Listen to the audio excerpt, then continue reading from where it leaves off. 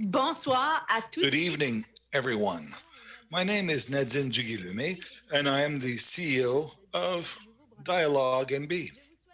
I wish you welcome to our series of public dialogues on electing local governments, allowing you to get to know the candidates from the Dieppe region. These dialogues will be broadcasted on Dialogue NB's Facebook page in French and English, and also on the YouTube chain from the City of Dieppe. Our talks tonight will take place in French with simultaneous interpretation, and candidates can answer in the language of their choice.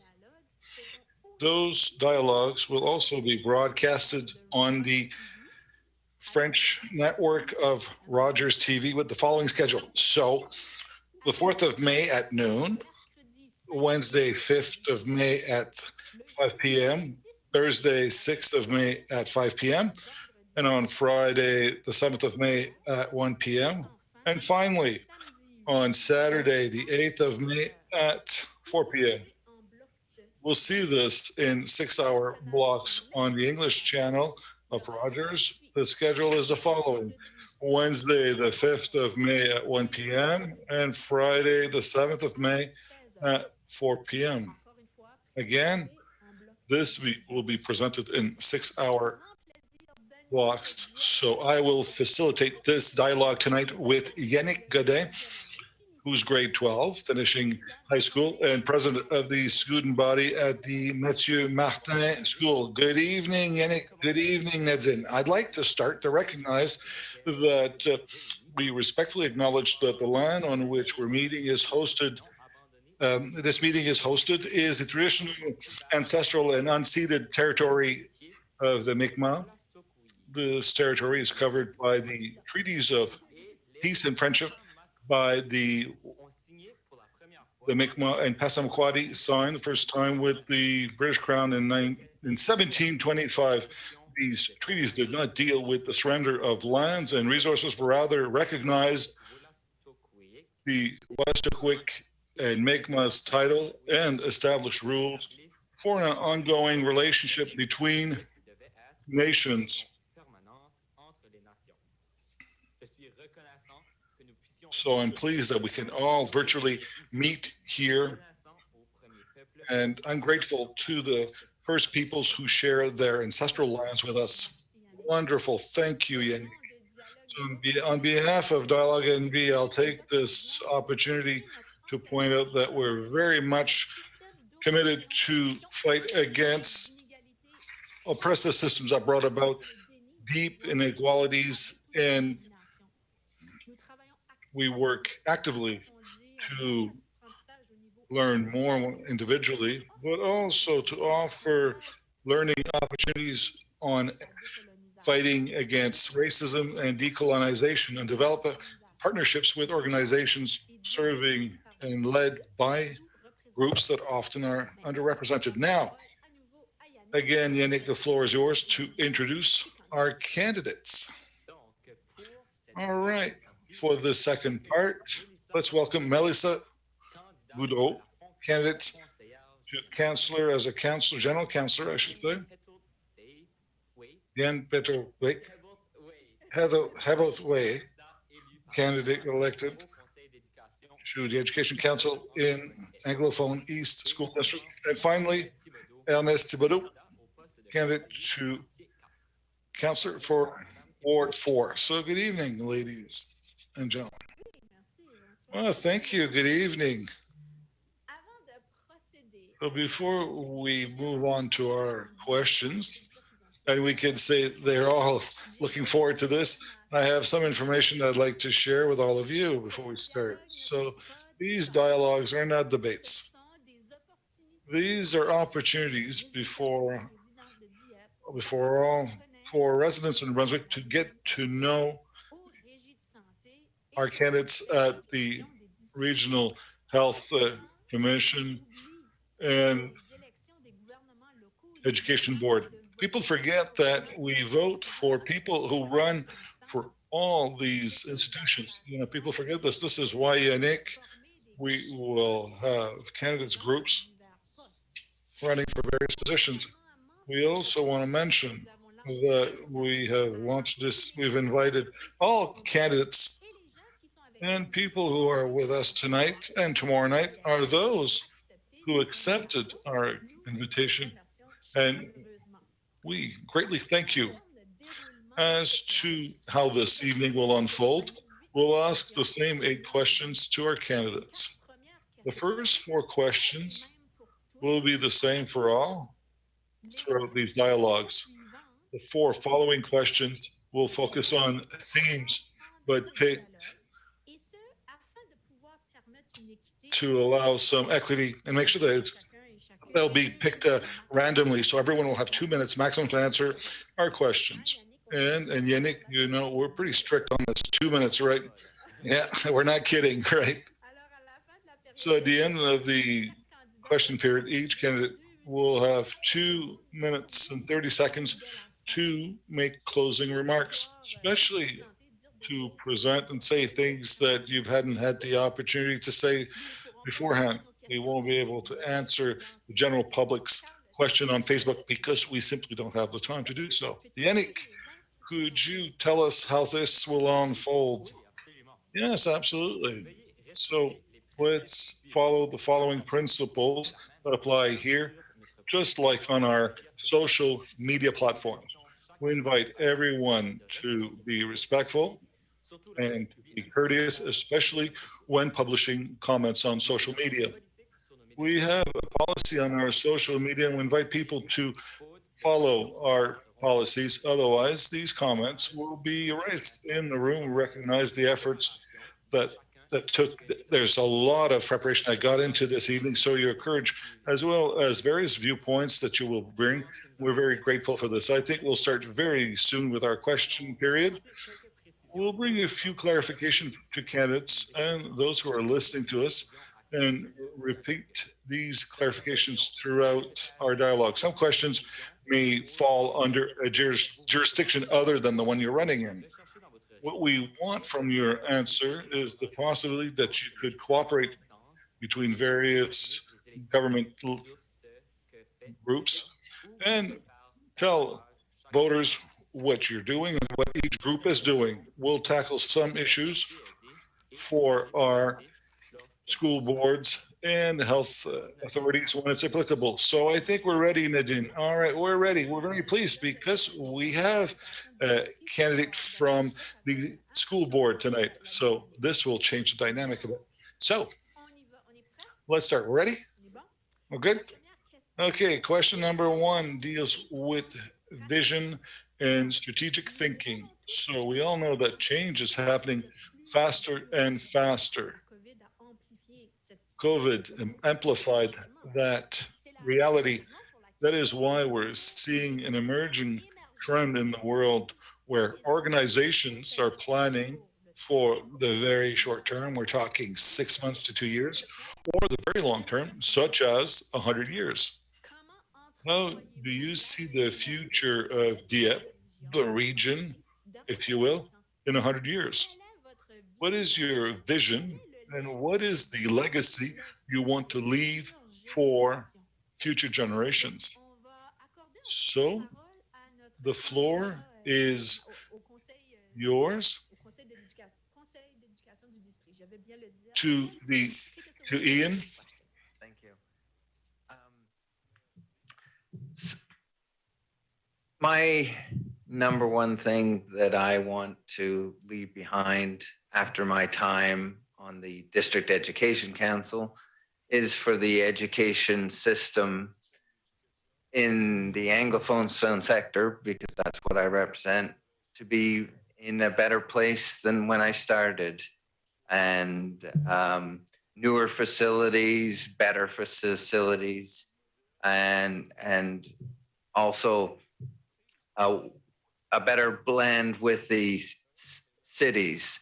One of the things we've been stressing is more involvement of our local councils, city councils. Thank you. Thank you. Merci. Thank you. Mélyssa, the floor is yours. So thank you for this question. seeing as the situation is urgent, that is to say, through this uncertain times, both we have a climate and social crisis and a sanitary crisis and economic one. I hope that we'll have a city that will have acted quickly and well to remedy all these issues. I hope our city will be fully engaged in preserving our habitat and conserving our green spaces to protect our threatened species and to conserve and protect what we've obtained, what we've inherited from our ancestors, this beautiful country. We can do so by working with the local infrastructure and by having green roofing, ecological material being used, renewable energy to be used, community gardens within our city. And I hope that in 100 years from now, we'll be using green energy. So my legacy would be a safe, clean city where it's great to live. I hope that we will be self-sufficient when it comes to local agriculture. And this pandemic showed us and continues to show us that self-sufficiency is resilience, and resilience rather are essential for our community. We must rely on local products grown here and processed here as much as possible. And this beautiful city will have to make efforts to be more inclusive. We must focus on immigration, essential to deal with an aging population and the shortage of workers. So also more affordable housing. Oh, all right, your time is up. I'm sorry, thank you. Oh, I feel so bad when I have to do this, but yeah. Okay, that was the first question. You'll see, it'll get better. Mr. Thibodeau, the floor is yours. I must say, 100 years is far in the future, but I think in 100 years, or even before that, I think Dieppe will be a very different city, one that is a cultural city that will represent all the cultures within Acadia, and a green one. I think a green city. We're starting to prepare this. I don't think it'll take 100 years, I must say, but there's always improvement over time. It'll be a city also, cosmopolitan, open to the world, and a very inclusive one.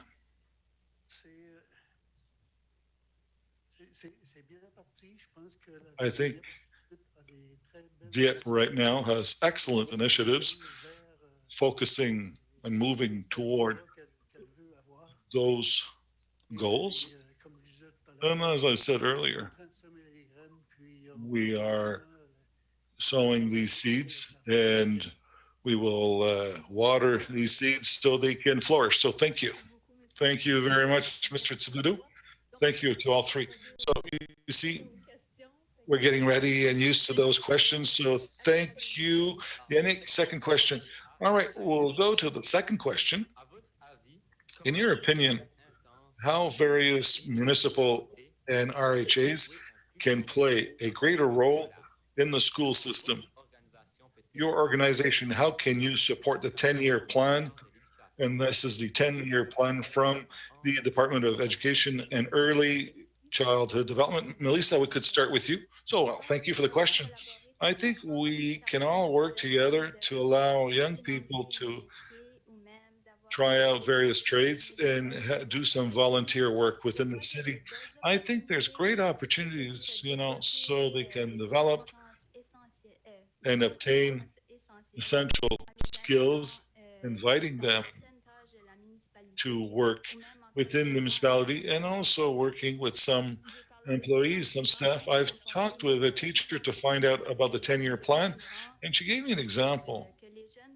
Young people could plant flowers with staff in the spring, and here is a presentation by an expert local business people in all fields could be invited in the schools to talk about their field and the type of positions that will be opening up in the future within their businesses for those who might be interested. Types of studies that is required to obtain such a position. I think we have to keep the door open to these young people because they're full-fledged members of our society. Young people are curious by nature. So yes, thank you. Thank you, Mélyssa. Now, Mr. Thibodeau, the floor is yours. Thank you, Yannick. I think there's many things that we can do in partnership with schools. And with the 10-year plan, I think we have to think about, how would I put this?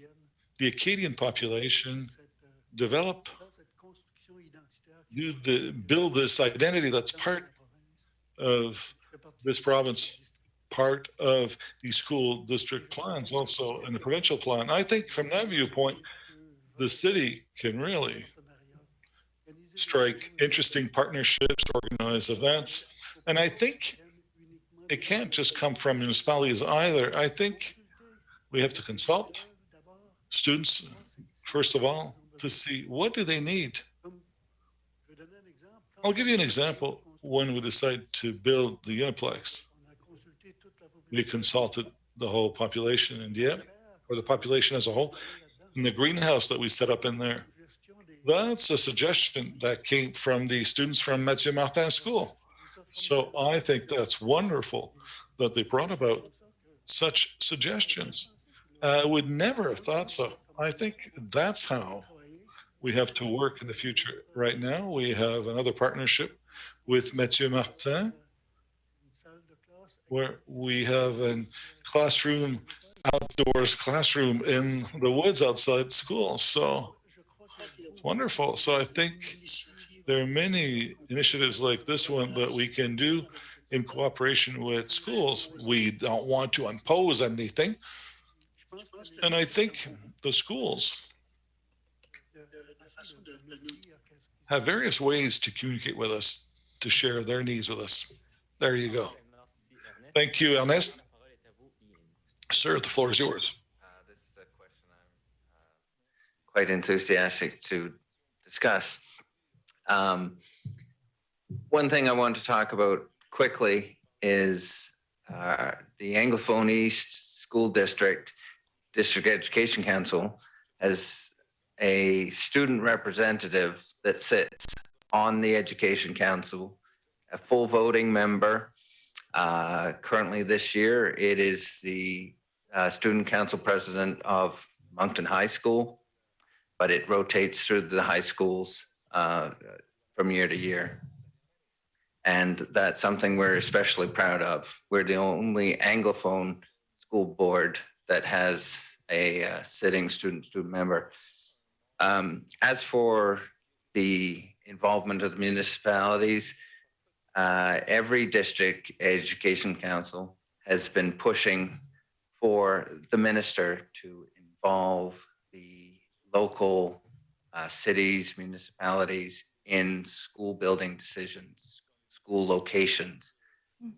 I don't think it'll come as a shock to anyone that when Moncton High School was built way out in the middle of what seemed like nowhere at the time, that was not a well-received location.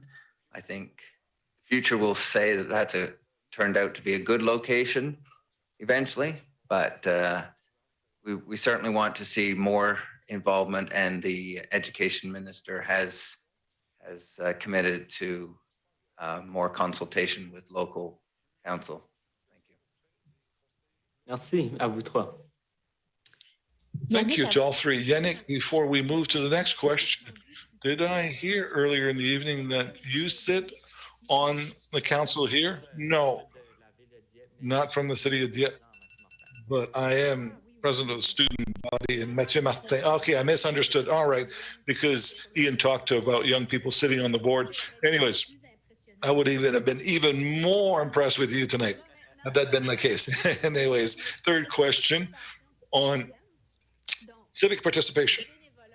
So volunteer work and civic participation appears to be on the decline over the last 10 years in New Brunswick. There's a reason why His Worship challenged residents in Dieppe to have a higher participation rate while voting on the 10th of May. How can your organization foster community engagement for the common good and for the benefit of its citizens? Mélyssa, the floor is yours. Well, thank you. I'll talk mostly about volunteer work. I wondered, what were the obstacles right now to get people more engaged in volunteer work? And it's a question, well, people don't have the time and they can't commit in the long term, and a lack of communication also. Most members within our community, perhaps they don't know that there's simple tasks that need to be accomplished, and they take very little time. They can do so as a family. So I think if we had an official employee dedicated to that task, we could actively recruit people and create a more supporting community. If we fund this and we have active advertising on this, some projects and tasks could be accomplished, and we find people to do so. I'm not promising this, but it's just a suggestion. The return and benefits we get for our community would make our community more resilient. We've seen recently that people, have the capacity to get involved for the greater good through the Loïc project on Facebook, dealing with collecting trash found both in nature and in public places. These are concrete tasks and simple to do so that people who have very little time to dedicate can still do so. And we could get people involved and help seniors also. So thank you. All right, thank you very much. That's my question, right? You see what I mean? All right. Mr. Thibodeau. Well, thank you. Thank you for this question. Civic participation, I think we have to take the measures so that people feel very useful where they want to get involved. And I'll give you an example. When I arrived at the council here in my first mandate, we had advisory committee on equality, on francophonie. Advisory committee people became a bit tired of this, didn't want to participate because they made recommendations to council and it stayed there, didn't go anywhere. So we decided to proceed differently, and now we focus on a theme. When we want people's opinion on a specific theme, we invite them at a meeting, like a town hall, as they say in English. And recently, we created Town Hall Dieppe. Electronically, people will be able to, seek people's opinions, to consult them. That's how we'll be able to do so, because to get them involved in the committee, I think it's too complicated with today's pace of life, working, the children, home. It's very difficult for people to get involved. So when they can stay home and participate virtually, that's better. This will fit and lead to more civic engagement. There you have it. Well, thank you very much. When I hear dialogue, I'm always happy. And Ian. Thank you again. The actual recruitment of volunteers is, of course, critical to the running of a school specifically and a school system in general. And I'm currently on a subcommittee working with some aspects of the volunteer program in Anglophone East. But as a district education council, we push the district to make sure that volunteers and people who give up their time, feel included, and feel like they are contributing. Because I firmly believe that the number one key to getting volunteers, retaining volunteers, is making them feel like their contribution has added to what they're trying to help. Thank you. Absolutely. Thank you so much. Donc, on va passer à la So quatrième. now we'll go to question number 4 when it comes to economic development. Given the importance of economic development for the delivery of municipal educational and health services, does your organization have a role to play in economic development? And if so, what is it? What will be your contribution when it comes to economic development? Mr. Thibodeau, the floor is yours. Well, thank you. Economic development, the municipality plays a great role when it comes to economic development. Dieppe wants to grow in the future, of course. And we've created an organization called Expansion Dieppe, and its role is to bring in businesses to relocate to Dieppe. Now, to do so, we need planning. That's why our downtown planning, we want to attract people in the downtown area with businesses, and certain businesses will go in the industrial park. This is part of a whole whereby it will draw people, will bring in more workers downtown and more workers in the city itself. And these workers will start families and will grow, will expand. It's all tied to our tax base that we have. The more income we have from businesses, industry, we'll be able to offer more services without having to hike property taxes. So all this, well, these are important roles that a municipality must play.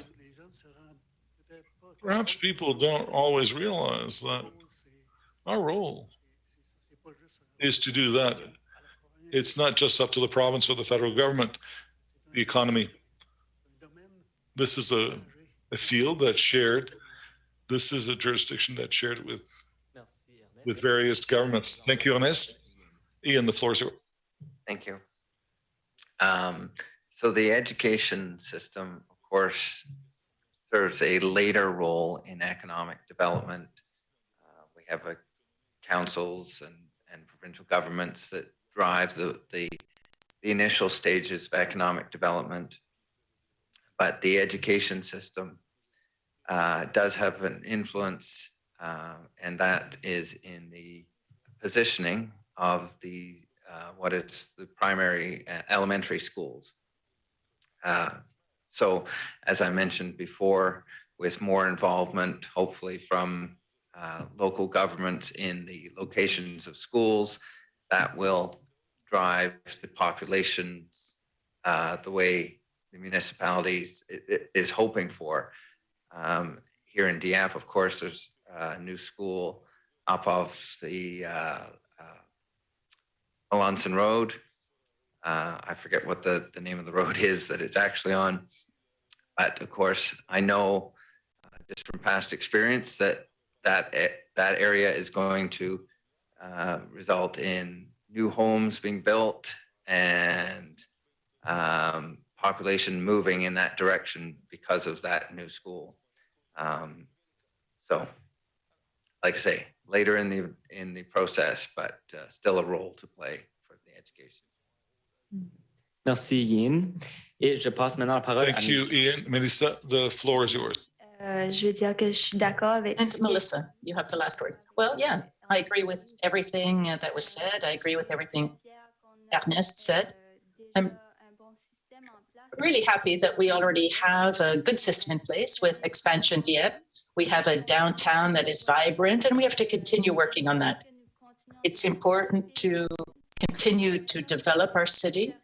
I'm not as familiar with the economic sector of the city and its operations, but I'm all in favor of local businesses, and we have to continue to support them so that they can come set up shop here by offering affordable housing for newcomers. I think immigration has a major role to play in economic development, and we have to actively recruit for our city. Thank you. Thank you, all three of you.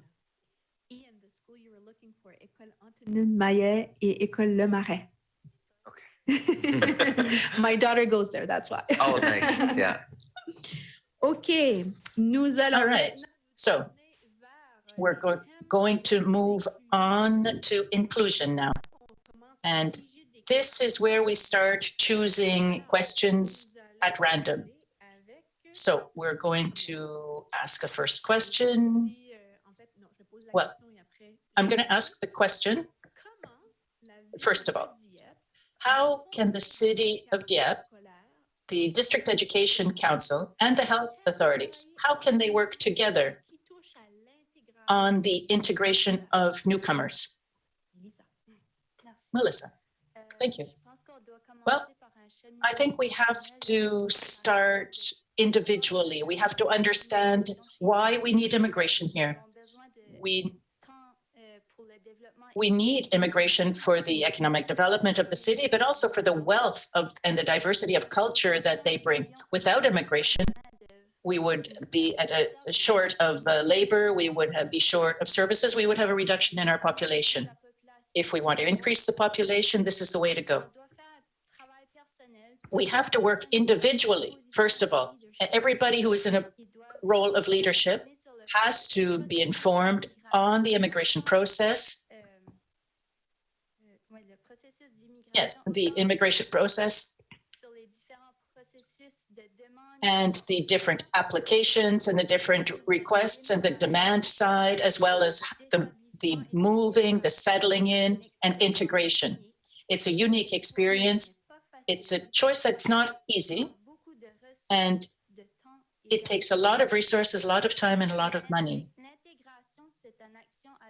Integration is a two-way street. We have to work actively, we have to be interested in multiculturalism, and we have to recognize our predisposition to racism and our prejudices. Multiculturalism is what enriches our lives, our knowledge, and it molds ideas that are leading edge and will open us to the world. I agree that we have to work together on integration. We have to create an awareness-raising strategy to get the population behind it and participating. Thank you. Thank you, Mélyssa. Ian, to you. Thank you. As Mélyssa said, immigration is a critical factor in moving our province and our country, as well as our local area, forward. We need people coming to this area to continue the population growth, because unfortunately we don't procreate enough. And not to pass judgment on that, but the education system, of course, is focused on the youth that are immigrating with parents or sometimes without, and giving them language skills that some of them may lack as they move here from different countries around the world. We had a presentation a couple years ago that within our Anglophone district, we had over 120 countries represented by immigrants within the school system. So it's a big job, but a very important job, because of course, once you can integrate with your language, especially for the children, it makes your it makes your your comfort level grow. Yeah. Thank you, Ian. Ernest? Ernest, thank you. In terms of immigration, the partnership that could be created between the community college and the universities and the schools. I think there's work to be done to attract people, to integrate them, and then to make them want to stay. So each organization has its role to play, but we have to attract them first of all. And that would be the colleges and the universities' role to attract them, to attract immigrations because of the programs they offer. But here, we have to show them that we have jobs to offer because there is a labor shortage, and the colleges and the universities and the schools have to adapt their programs according to the labor needs. It's all well and good to say we're giving them courses in this or that. If we want to make sure they stay here, and a study was done showing that if we want to retain them here, they have to have a job. That is the number one condition for retention, is a job. If they don't have a job, they'll end up elsewhere in another province or another country where they'll be able to find a job that is suitable. So I think that the schools, well, the schools have to be adapted as well. And don't allow racism, for example, as Mélyssa said. And how to say this, and don't allow bullying or intimidation. Just recently, there was another child that was bullied here in Moncton, and I mean, there's no reason for that today. Yeah, Mr. Thibodeau. It's really, it raises passions, doesn't it? Great. And now we're going to move on to question number 6, which is on community health. So what role should each body, well, the RHAs or the city or the district education councils, what role should each one play in vape? But I think the same measures should be taken that would be applied to tobacco use. If there's one thing the city can do, it's prevention and awareness. One suggestion I have is that we have a health section on the Dieppe website. We could talk about wellness, mental health, physical health. There could be some emergency numbers, some the city's Facebook page could also give information on that. By working together with the RHAs and the education councils, we will be able to help our youth. Thank you. Thank you, Mélyssa. Ernest, your turn. How can we address vaping? Thank you. Well, I think Mélyssa just raised a point that we have to work in partnership with the other bodies, the schools, the colleges, the city. And I'm not really familiar with vaping personally either. I've just always wondered why are people doing that? But anyhow, I feel that we need to make people more aware. And we also have to give information and education on what it can cause. I've read articles indicating that it can be really harmful to your health, worse than tobacco, but people continue to vape. So I think that the young people don't realize that they're putting their health at risk, and we all have a role to play as a community, but also as individuals. So I think that it's by working together that we will be able to come to an awareness plan, an education plan in order to address the problem. Thank you. Ian, what is your position on this? Thank you. Vaping is, of course, a troubling issue, especially when you see it within the youth in our society.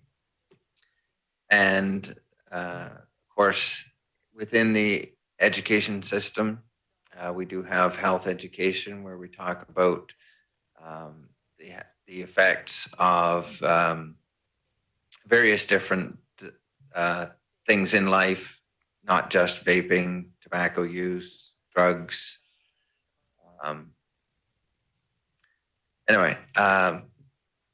So it's certainly something that we need to continue to strive to educate people and try to steer them away from it. I think overall the use of tobacco and tobacco-like products like vaping is down, but we must continue to strive to keep lowering that and make it less and less a factor in the population. Merci à vous trois. Thank you, all three of you. We're now moving on to environment and sustainable development. So the question for this group is this one. What is your perspective on the cutting of trees in Dieppe, the region of Dieppe, of course, to allow for the construction of new housing or new infrastructure? And what role do you think your organization should play in this? And we'll start with you, Mélyssa. Thank you. We're going to have to ask ourselves how much space we want to preserve naturally and to establish an environmental protection plan. The speed at which Dieppe is developing, we don't have a choice but really to focus on a sustainable development starting now. The natural forest spaces have been cut. The forests have been cut, like on Centrale Street, which is terrible for everybody. It's corridors that allowed animals to cross our city. It was their habitat. It will also have an impact on the wildlife in the city. Will these animals come closer to our homes? Will the wildlife just be reduced? I'm not against development either, because there are possibilities to develop in a sustainable way. Just look at how other cities have done. We have to act with intentions. I don't think we're going to have a choice to cut trees for some projects, unfortunately. But for example, I'm thinking of affordable housing for low-income families, for the elderly, for immigrants, for women, for single-family homes. And the reality is that we won't have enough housing. We have to plan on keeping a certain percentage of greenery around these new residences, though, and to maintain natural forests. We also have to analyze the density of these new developments. So I am committing to study this question further, but I don't have the answer to everything today, but I do have an open mind. Thank you, Mélyssa. We will now go to Ian on the question. Thank you. Well, the short answer is the District Education Council unfortunately has no influence in this. Even to have it taught in schools, we don't have any direct influence on the curriculum. But that said, maybe talking at the District Education Council about our environmental impact and the education around that might be a good idea as we go forward. Absolutely. Merci. Ernest? Ernest, thank you. Well, I think Mélyssa mentioned it already, the clear cutting that was done along Centrale Street. Obviously, Council was not pleased with it either. We weren't expecting that. But there was nothing in our bylaw that prevented or allowed it. But I think it did wake us up. And I think something will be done. It's not acceptable that forests be cut just like that to build homes. There are some housing projects in the city, like Rue Verte, Rue Boiseau, Rue Conservation, where trees were kept. And in other cases, trees were planted in the front yards. And that is an example of green development. Of course, I mean, you have to cut trees, of course, to build houses. We don't want to live in tree houses either, but there are other examples in the city on the Valmont Crescent at one point. A house was built and the builder just cut everything down between that house and the house behind it. I mean, there is a way of building housing without cutting everything. We have to really focus on that. We have to come up with ideas and proposals in order to make sure we do that. Thank you. And the last question already. Yeah, the 8th and last question, and this is on governance. In the course of your duties, you will receive information that cannot be disclosed publicly for legal reasons. What will you do to promote transparency in your organization's decision-making and reduce the culture or perception of secrecy within the City Council, the DC, or the Health Authority in order to increase community trust in your entities? Ian, would you like to start? Yes, I would. Thank you. At the District Education Council for Anglophone East, that I'm a member of currently and about to be again, we have in the last 5 years, we have, I should state that virtually all our meetings are open to the public as a rule, but getting the public to come out and actually watch a meeting is difficult at the best of times. But we have taken steps to actually have our meetings online with a camera, microphone system that makes it much more accessible to the public. And of course, that makes it recorded and viewable at your own leisure as well. And so we just want to keep that up and keep as much of our decision making as possible in the public eye, which virtually all of it is already. Thank you. Merci, Ian. Ernest, vous pouvez... Thank you, Ian. Ernest, would you like to answer the question? Well, in terms of governance, we have to remain as open as possible, as transparent as possible, but there are always issues that can't be disclosed publicly, completely. There are going to be some closed meetings that's unavoidable. For example, if we're talking about human resources, collective agreements, negotiations with businesses that want to set up here in town and who want to negotiate land or advantages, benefits. If we talk about it openly in advance, it never goes ahead. So sometimes there are legal issues, and if we were to disclose that, that could cause harm or financial harm to the city. So we want to protect the city. We want to protect the citizens. I'll give you an example.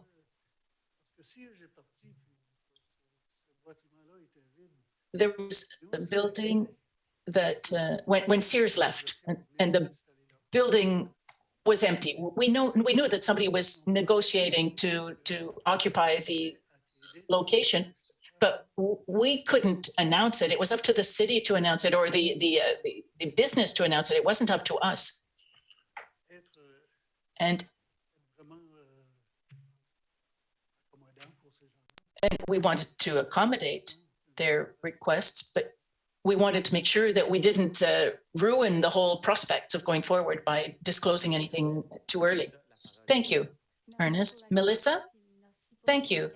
Thank you for the question, and thank you for your explanation, Ernest.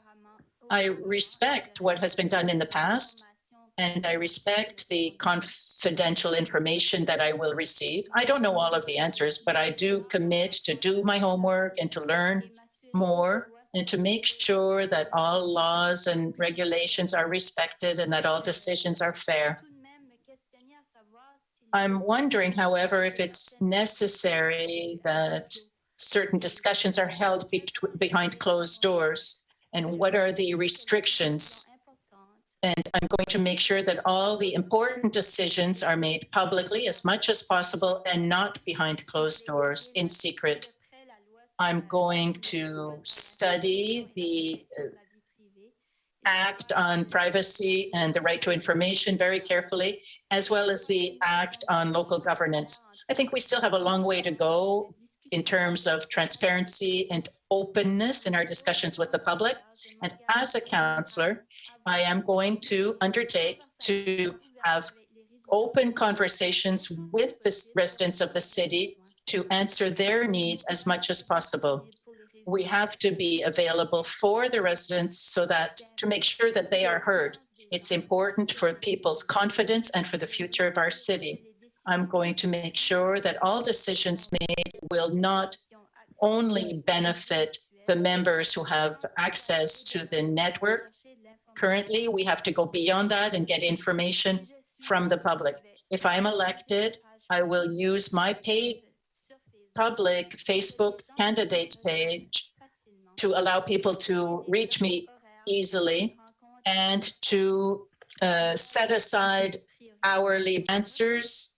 And congratulations for all of the time that you spent in reflecting on these questions, how much time and devotion, dedication you have shown. Now it's up to you. You're going to have just a few words in closing, just to allow you to give the public information, something they haven't heard yet. You'll have 2.5 minutes each to share some information, whatever you choose. So we're going to start with Mélyssa. Oh, go ahead, have a glass of water. Have a sip of water, go ahead. No, first of all, thank you to the organizers for this evening, and thank you to the hosts, the interpreters, and the technical services as well. It has been a pleasure to be here this evening, virtually. And I think what I've said this evening reflects who I am as a person. If you have any questions, you can reach me through my Facebook page or my phone number, which is available on my Facebook page, or by sending me an email. I would invite you to contact me. Thank you. Thank you, Mélyssa. Ernest. Thank you. Thank you for the evening, for the organization. And it's an interesting format. And first of all, I wasn't sure that I wanted to come, but when I saw the format you were proposing, yeah, it was great. Thank you again for organizing it. And for people in Ward 4 who want to contact me, I did hand out some brochures, and my phone number, my email address are on it. I'm also on Facebook. So please do reach me. You can contact me very easily. And in Dieppe, we have a lot of work in front of us. The city is in full growth. So there's a lot of work ahead. but we do it with great enthusiasm. And as I've always said, it's easier or better to manage growth than the opposite. So we're really lucky. A lot of municipalities would like to be in our situation. So I see the next council as being very enthusiastic as well. I think that they'll do great work. Thank you. Thank you, Ernest. Ian, what would you like people to know about you as a candidate? I too would like to thank Dialogue New-Brunswick, yourself, Nadine, Yannick, and I just want to say how thrilled I am and very pleased that you have a student involved in this. Just to see student involvement in any level of governance is always a good sign. And thank you to everyone who helped set this up. It's been a very intriguing format. I've enjoyed it all. And I want to say thank you to everyone who has stepped up and put their name forward for every position that is up for election here in May. Whether you win or lose, it takes a lot of guts sometimes to put your name out there for what is largely a thankless position. So kudos to everyone who has done so. Thank you. Merci. Donc, au nom de la grande équipe de Dialogue So NB, on behalf of the great team at Dialogue NB, I would like to thank you, dear candidates, for having taken the time here this evening. We know how demanding it is to manage an electoral campaign, so we really appreciate the time you have spent here. I would like to acknowledge our partner, the City of Dieppe, for allowing us to use their premises and their facilities here this evening and to broadcast our dialogues on their YouTube channel. I would also like to thank the interpreters, Philippe and Nathalie, who are doing a great job as well. And I would like to remind you that all of our dialogues are recorded and therefore available for viewing on the City of Dieppe's YouTube channel or the Dialogue NB Facebook page, as well as Rogers TV channel. And finally, we would like to thank the interpreters this evening for their hard work, and to all of those who listen to us either on YouTube or on Dialogue NB's Facebook page. Thank you and have a great evening. Thank you to everybody.